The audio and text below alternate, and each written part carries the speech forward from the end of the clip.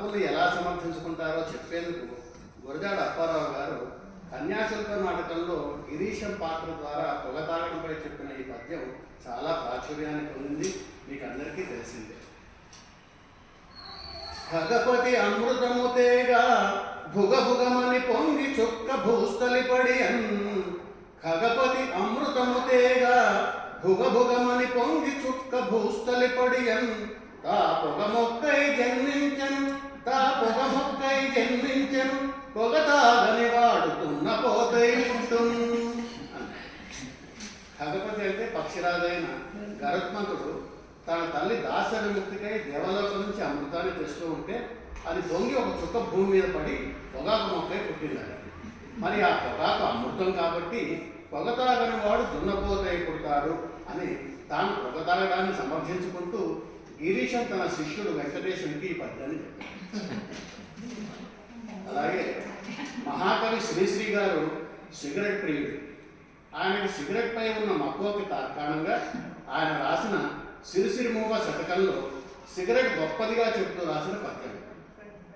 ఖగరా కృషి ఫలితంగా పొగాకు భూలోకమందు పుట్టెను గాని.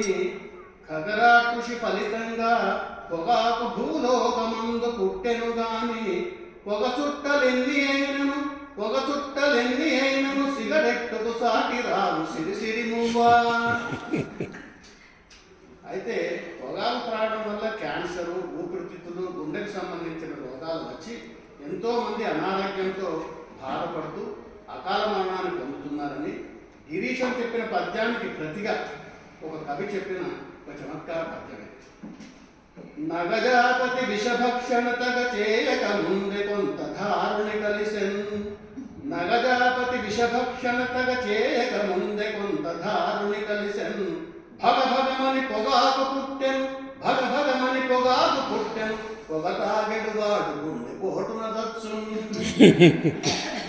నగజాపతి అంటే పర్వతరాజపుత్రిక పార్వతీదేవి పతి శంకరుడు క్షీరసాగర మరణంతో వచ్చిన విషాన్ని సేవించకముందే కొంత భూమి మీద పడి పొగాకే పుట్టింది. అలా హాలాహాలం నుంచి పుట్టిన పొగాకు విషం కాబట్టి పొగ తాగేవాడు గుండెపోటుతో చస్తాడు అని కవి చెప్తున్నాడు. చాలా బాగుంది.